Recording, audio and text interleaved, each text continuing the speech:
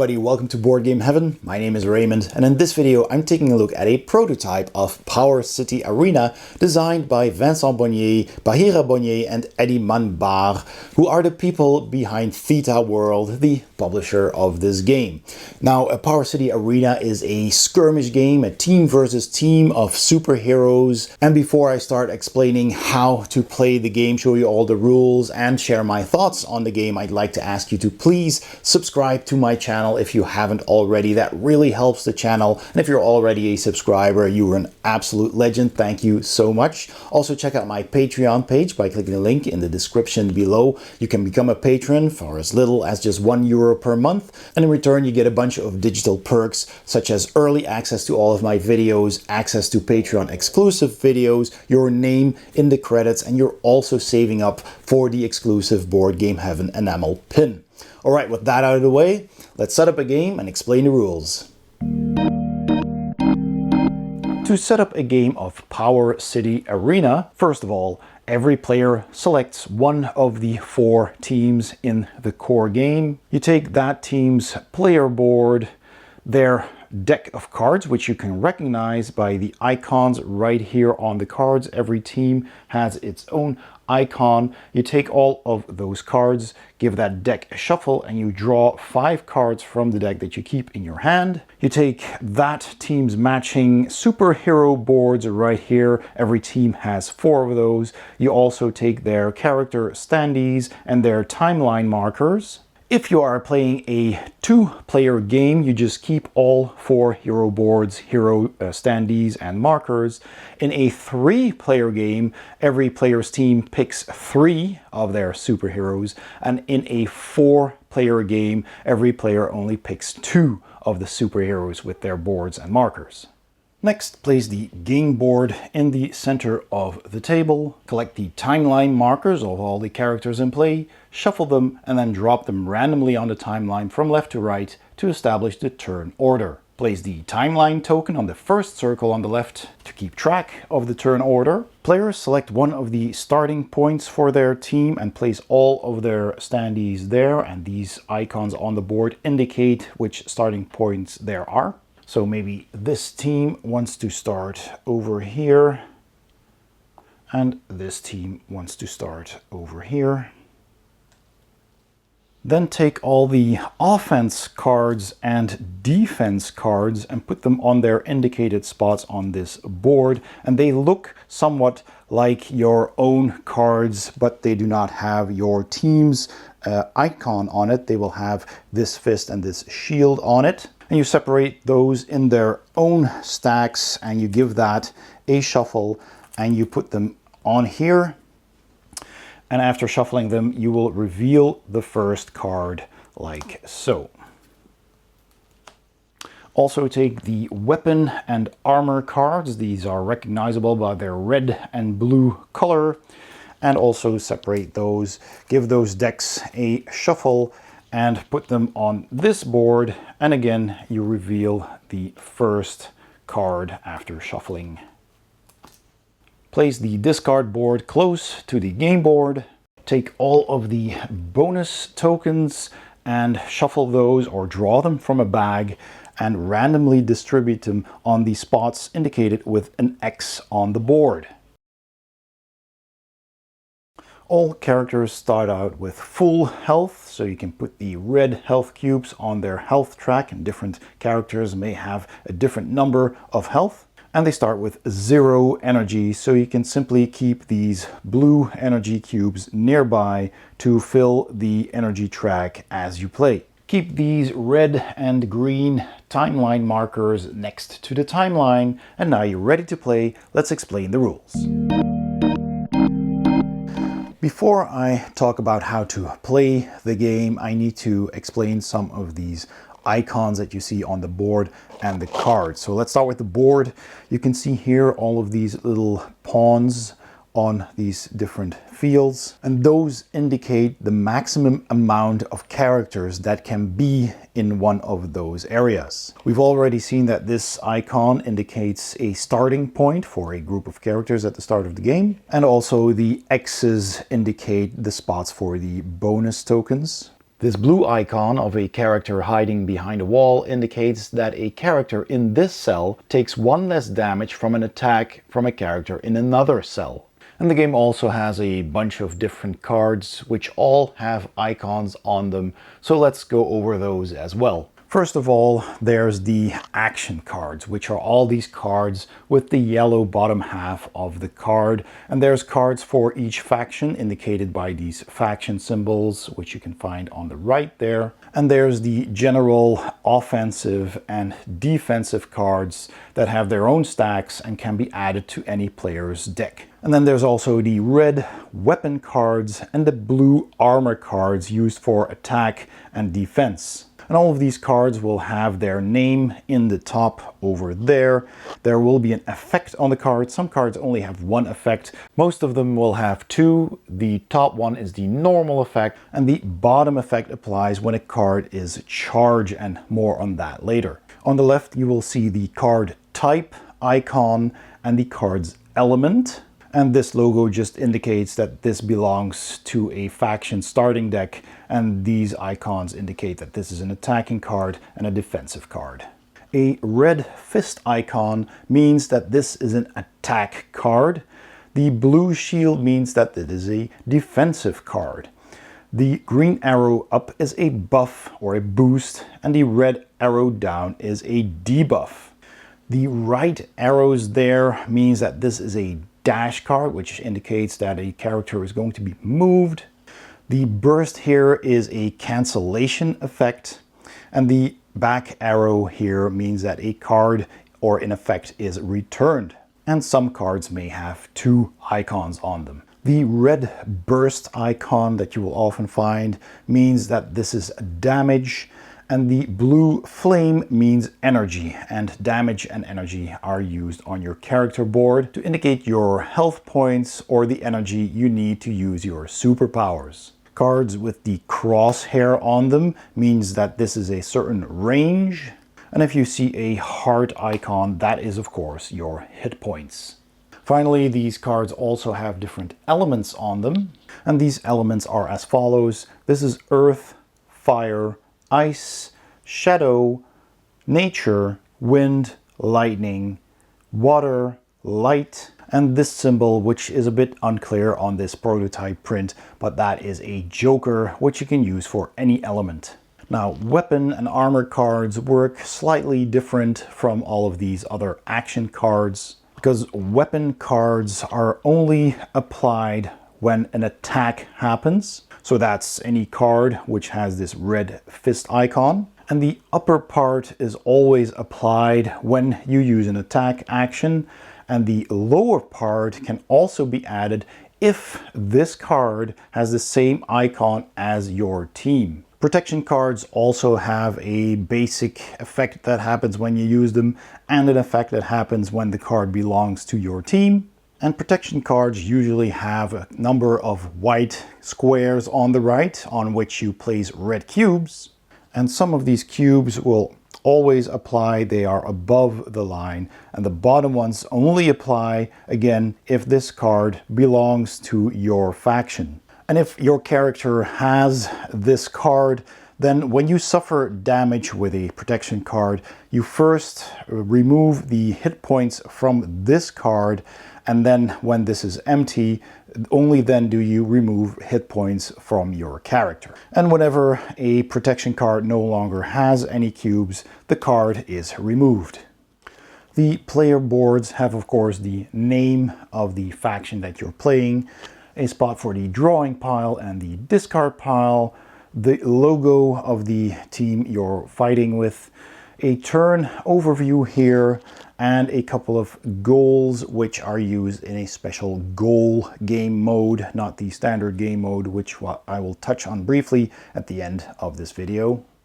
And lastly, there's the equipment board and the action board, which has all of the weapon cards. So a drawing pile is here, and the card that's opened up is here. The defensive card, protection cards, which go here with one card here. And the action board has more action cards that you'll be building into your decks with the offensive and the defensive cards. And these types of cards are associated with their own icon, which is printed on the left side over here. So in Power City Arena, each player controls a team of superheroes and they must eliminate the opposing team by knocking out their characters. And of course, a character is knocked out when they lose their final hit point. So whenever a team loses their final character, that team is eliminated and that player is out of the game. The turn order is determined, of course, by the turn order track right there, which we saw in the setup is randomly determined. Now you start the game with 5 cards already in your hand, and at the beginning of every turn you draw 2 cards from your deck. If your character happens to be in a space with one of these X's, which has one of these bonus tokens, then you reveal that bonus token first. And if that token allows you to draw a card, in this case I would be able to draw a card from the discard pile had there been any cards. If it had been something else, then you apply that bonus right away. And if it will allow me to draw a card from either this board or the blue board with the weapon and armor cards, then I get to draw one of those cards right away, and I can choose to either draw one of the cards that are visible or just blindly draw a card from one of those decks. And that card that you take goes straight into your hand, which means you can possibly use that card on your turn. Now, if you want to cycle through your deck faster, then before drawing those 2 cards at the start of your turn, you can also discard cards from your hand. And if you do, you get to draw back as many cards as you discarded. And then after the drawing step, you are free to perform your actions in any order you prefer. And the actions you can do are 1 free movement per turn. You can use cards, you can use abilities and superpowers if you have the energy for it. You can charge a card and equip an accessory. And when playing cards, you can play as many cards as you wish, with the exception of attack cards with the red fist icon. You can only play 1 attack card per turn, and any card that targets an enemy needs to be played in the same cell as that enemy. So for example, if I wanted to attack someone who was standing here, then my character would need to be there as well, unless stated otherwise on your cards. And like I said, movement, you get 1 free movement per turn, which you can use at any point. And when moving, you are free to move a character within the same zone, which is bordered by a color. So if I wanted to move this character, I could move it to any one of these spots within this area. If I wanted to move to another area, I can only move to the first area or areas bordering the area that I am currently in. So for example, if I wanted to go to this purple area here, I could only go to this first spot here because that's the area that borders this one right here. Except if I am already in an area that is bordering another area. So if I was here, then I could either move freely within the same area or move to any spot in this area as long as I'm adjacent to that area. White lines between areas can be crossed. So for example, from here, I could either move to any spot in this area, any spot in this area, or to this spot, or to this spot. And during your turn, let's say it's Wolf Girl's turn right here, then I can use any of my powers that I want at any time. So here is a power that gives me a +1 range, for example, which is free to use for Wolf Girl. And she has 2 superpowers which require 3 and 4 energy. Now her maximum energy is 4, so if my energy was 4, I could use either this one or this one and then subtract that number. If I use this one, of course, all the power is gone. If I use the power 3 superpower, then I just move this 3 down the track. And if I want to play a card that has a matching element to the hero whose current turn it is, then I can charge this card. And if I choose to do that, I place that card with the matching element face down on this part of the player board. I can then use that card on my next turn, or as soon as that character is targeted, if that card is a defense card, by applying the effect indicated in the lower part of the card. So for example, this card here is an action card, has the defensive icon on it and the water element. So if I was playing this character and I wanted to charge this card, then I could just put it face down on that card. And then later, if that character is targeted by an enemy, for example, then I could at that point, out of my turn, during the attacker character's turn, I could flip this over and use the bottom effect right there, which is cancel all the damage and earn 1 energy. And then that card is simply discarded. And then if you've done everything you want to do or you can do, you end your turn, and you have to make sure you don't have more than 7 cards in your hand, because if you do, you need to discard any excess cards down to 7. And then of course, after you've taken your turn, you move the timeline tracker to the next character, and then that character takes its turn, which could again be you if that is a character from the same team. And after every character has taken their turn, you collect all of those tokens again, give them a shuffle, and randomly put them back on the timeline. And then a whole round has been played. Whenever a character is knocked out, let's say for example this character has had all of their hit points removed, so when you lose your last hit point, you're knocked out, you're out of the game, you remove the standee and the timeline token, so that would be this one, simply removed, and all the other tokens to the right simply slide to the left. Now, if it's your turn again and you're playing a character with a charged card, you can of course use that card in addition to the cards in your hand. And since it's charged, you can use the more powerful bottom half of the card instead of the top half. If my character wants to do an attack, so first of all I use my free movement, then I want to do an attack on this character, I can use an attack card with the fist icon, and again only 1 per turn. And since Wolf Girl here has a permanent effect of +1 range, I can use this attack card from 1 space away from my target. And some cards will give you even bigger range than that. Now you've already seen what buff and debuff cards mean, and what they can do is always explained on the card itself. But sometimes buffs and debuffs have a duration that extends over full turn of the timeline from the moment they are played.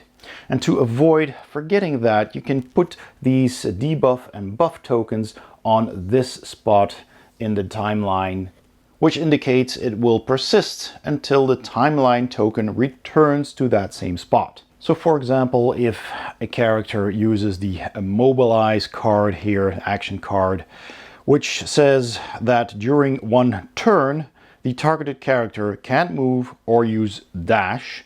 So then, for example, if this character uses that card on, let's say, this character, then I can take the immobilize token here and place that next to that targeted character on the timeline. You can also take one of these tokens and just put it on the character's character board. And then as players take their turns, whenever the timeline token comes back to that status token, it is removed from play. Now, of course, at the end of a turn, so if this happened somewhere here and players take their turns, it's the end of a full round, and we shuffle all of these characters around a bit, so there's going to be a different order. This starts at the first spot again. Then this will reach this token. This doesn't indicate the character who is immobilized. That's why we put a token on the character board as well. It simply means that when the timer is here, then this is removed, and also from the character. During the game, of course, many of these bonus tokens will be collected by characters starting their turn in one of these areas. and they will either take a card or discard a card or whatever happens, or get some health. And when used, those tokens are discarded. And at the end of a full round, all of the tokens that are not in play are shuffled and new tokens are distributed on the board in the open spots that have an X. Tokens that weren't picked up simply remain on the board. And those are all the basic rules. And remember, this is a prototype, so the rules may change, of course. And in addition to these standard game rules, there are also several game modes that you can optionally play. One of those is Deathmatch for 2 to 4 players. Each player represents a team of superheroes with the objective being to defeat the opposing teams and to be the last team standing on the board. And again, the recommended number of characters to play is 4 in a 2-player game, 3 in a 3-player game, and 2 in a 4-player game. But if you wish, you can also simply play 4 characters with 4 players. It'll just take longer. There's also the submission mode for 3 or 4 players, and then the game ends when a full team is destroyed, and then the team with the most remaining members wins the game. And in the event of a tie, the game continues until another character is eliminated, thus determining the winning team. And finally, there's the goals mode, which is also indicated on your team board here. And in the goals game mode, each player, depending on their team, has specific objectives. And the first player who manages to achieve that objective becomes the big winner of the game. And you can play this either with 4 players with 2 characters each, or with 4 players with 4 characters each. And finally, there is the team deathmatch mode, and in that mode, players will form 2 large teams. With 4 players, each player chooses 2 characters, and they must defeat the team of the 2 opposing players. With 3 players, 2 players will join forces and take 2 characters, and the third player will face them with 4 characters. Cards or powers affecting allies affect the characters of the player you are teaming up with. And that's how you play Power City Arena. Let's go to my final thoughts. So my final thoughts on Power City Arena by Theta World. And again, let me make very clear that this is still a prototype, so everything you've seen in this video is just a handmade prototype, and the final components will of course look much better. So, you know, I can't really comment on the components just yet, other than that I do know that they will of course have a thick cardboard board. They will have cardboard character boards. I've even seen them as a stretch goal for double layered, so all of your cubes for your energy and your health will sit nicely in double slots here, and they don't slide off. So that's all good. Cards will probably be of a normal quality. I saw a stretch goal for a linen finish as well. And these boards will be, I believe, in the deluxeified version, will be mats instead of cardboard, which also does sound really nice. But other than that, there's going to be some tokens and these cubes, of course, and the standees. And in the deluxe version, you'll have acrylic standees, which do look really nice. The artwork is really good. I love the artwork on this. I like the comic book style because, of course, they're superheroes, comic books, that all makes sense. Even the rule book is presented as a comic book with panels and text balloons. And this is, again, just a preliminary rule set. They are currently rewriting the rules to make them a bit clearer, because we did have a bunch of questions when we were playing this, which Vincent thankfully all explained. But they are making a new version of the rules as well. But yes, all of it is very nicely presented and very nicely illustrated. I do like that a lot. I also like the illustrations on the cards. For example, these defenses here, these are the naughty leggings, which have the steel leggings, and the emphasis is, of course, on those leggings, and the rest is pretty much a very neutral blue. Blue meaning the defensive cards, and red meaning the offensive cards. So these are the weapons, and all of the other action cards also have those colors for offense and for defense, but they have the yellow descriptions here on the back. So if it has a yellow lower half, that's an action card, and every team has its own set of action cards, and then there's these general cards that anyone can get. So that's pretty cool. And you have the two options. You can charge them with your element and have them do extra damage or extra power, and that's all really nicely depicted. I think that's very clear. This also kind of looks like a comic book panel with all these colors and these pow effects and stuff like that. So it's very, very thematic, which of course brings me to the theme. I do like superheroes, and I do really enjoy the theme here. All the superheroes are pretty much overpowered. They all have these superpowers, and it really, you know, that really comes forward when you're playing this and you're looking at all of these characters and at all of their powers and their superpowers, their abilities. And they really feel like superheroes, and you're fighting in this relatively small arena, fighting for supremacy. So all of that really comes forward. I absolutely like the theme. But most of all, this is of course about gameplay. So what I like about the gameplay a lot is that this is a card-driven game. You get your deck of cards, you shuffle that, you draw 5 cards at the beginning of the game, and every round you draw 2. But also every round you can spend as many as you want. And the deck building element is pretty light. You basically just get cards by either starting on a cell that has one of those tokens that might let you draw a card, either from the blue decks here with the weapons and the armor, or the yellow decks here with additional action cards. Or, you know, sometimes you can actually get a card from the general discard pile. When a card is destroyed, it ends up here.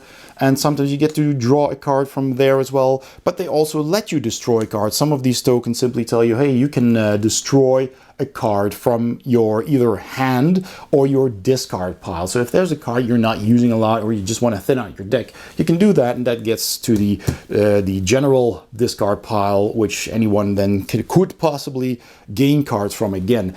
So cards are exchanging hands. There's even action cards that let you steal cards, which is pretty cool. You've got your attack cards, concentrate cards let you earn energy, which you need for casting your superpowers.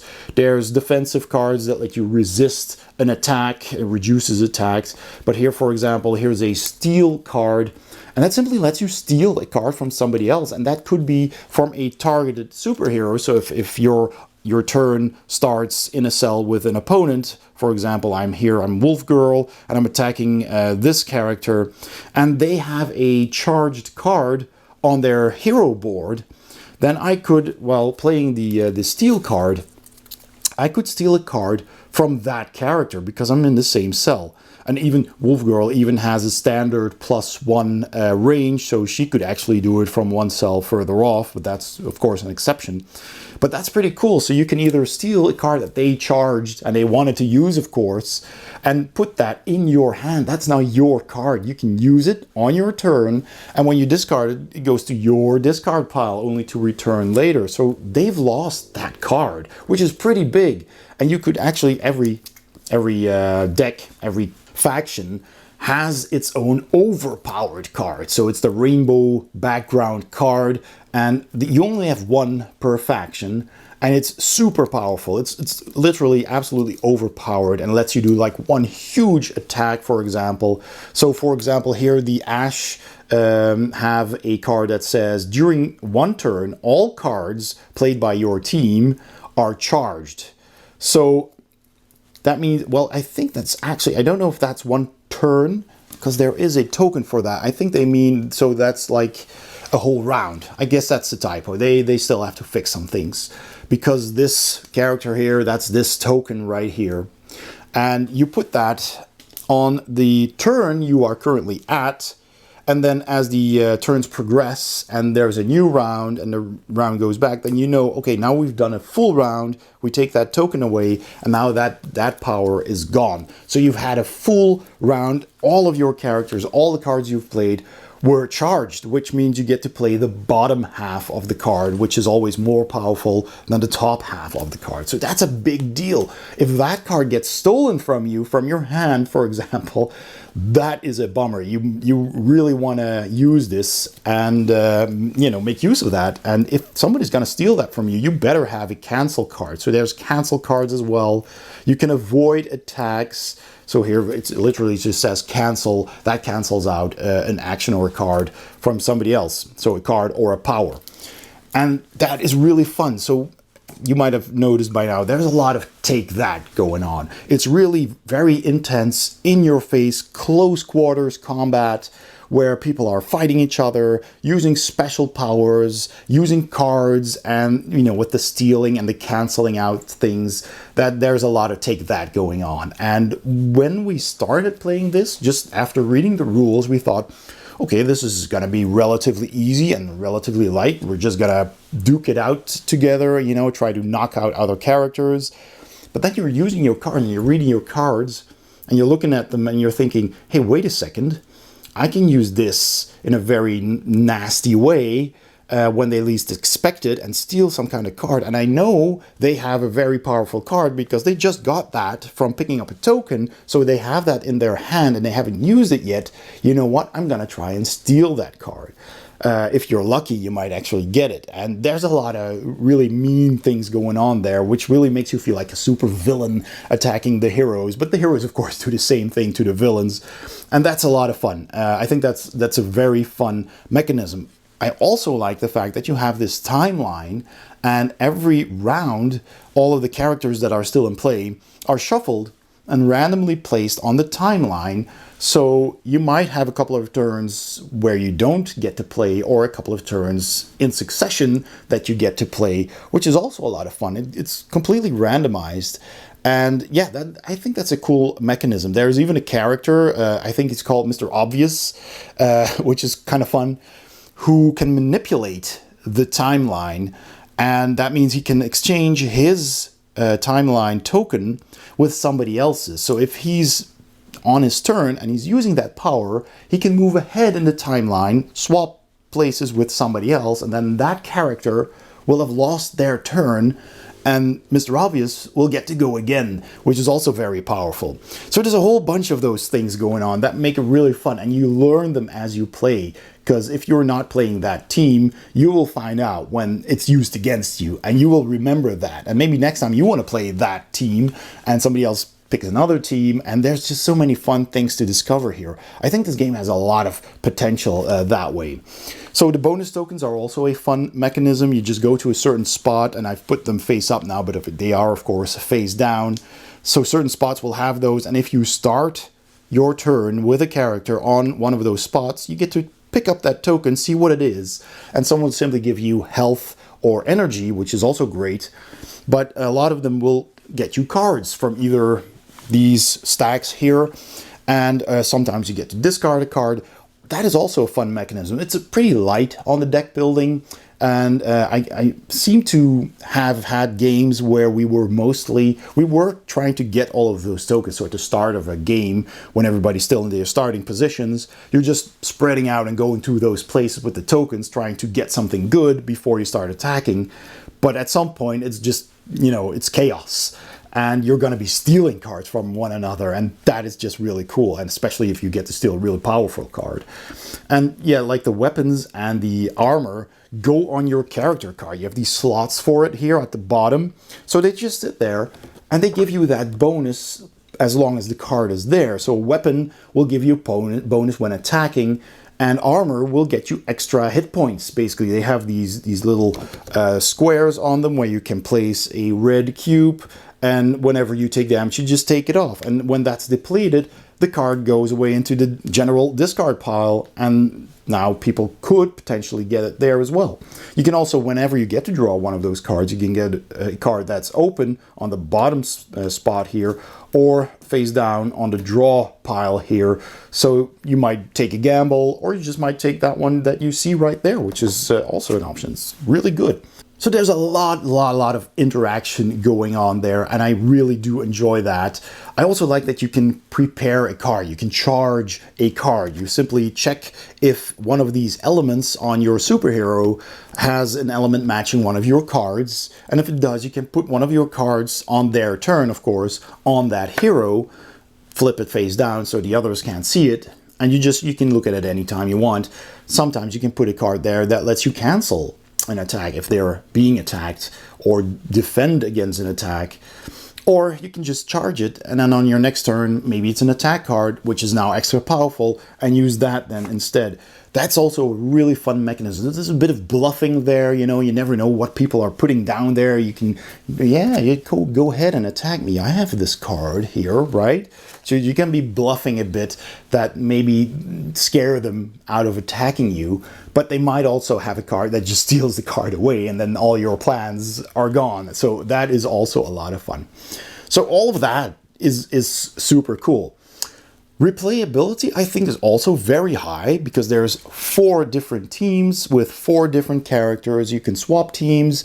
If you're playing 3 versus 3 versus 3 with 3 players, you have to pick one of the heroes that isn't participating, so you can, you know, mix and match and see which 3 heroes works best for you. But they do feel very balanced. Like I said, they're all pretty much overpowered. They all have these superpowers which are really strong, which is very cool, but you need the energy for it. So you need to build up energy first before you can use it. And that's a lot of fun too. Plus, the campaign will also have an expansion with 4 new characters for each faction. So that's 60 new characters that you can add. And there's a couple of exclusive ones, if I remember correctly, if you go for the deluxe package, which sounds pretty cool. So you get an extra hero for each team. So I'm very curious about that. So I think replayability is going to be pretty high. Finally, there's the language dependency. This game is, of course, language dependent because you've got all of these superpowers, of course, you know, written on your hero boards. So there's that text, not a lot of text, but still, and all the cards also, usually they use the icons, but there's always a little bit of text there. Sometimes, you know, I have a card with a little bit more text. So it is a language dependent game. And since this is originally a French game, I have a translated version here, which does seem to have some translation errors, some grammar and spelling errors, just some sentences that don't always work very well because they were translated almost literally from French. And they have told me that they are working on that. They are going to have someone look at that, of course, and make the translations work better, because that is something you need to pay attention to. And if they do it well, and if this translates well, then I think this is a very fun game. It certainly has potential. I hope it takes off. It'll be crowdfunded on GameFound in September, halfway through September, I was told. So keep an eye on that. I will put a link in the description below so you can go and follow that, and you'll be notified when it goes live. So in the end, we really enjoyed this. It started out as a little bit of a simple game, but as you play it more and more, it gets more and more strategic. There's a lot of take that. There's a lot of laughs. There's just, it's a game that doesn't take itself too seriously. There's a lot of tongue-in-cheek humor here, and I do enjoy that a lot. But it is very tactical. You really have to pay attention to what your opponents are doing and what you can do, and you're looking for synergies between characters and maybe weaknesses of your opponents and all of that, you know, the right time to strike and all of that. So very fun game. I'm definitely giving this a 2 thumbs up. I've enjoyed it a lot. I hope it does well on GameFound, so please go and have a look at that. Thank you so much for watching. I hope you enjoyed my video. Please give it a thumbs up if you did, and don't forget to subscribe. That really helps the channel. And also check out my Patreon page by clicking the link in the description below or the icon at the end of this video. Thanks again, and I'll see you next time on Board Game Heaven.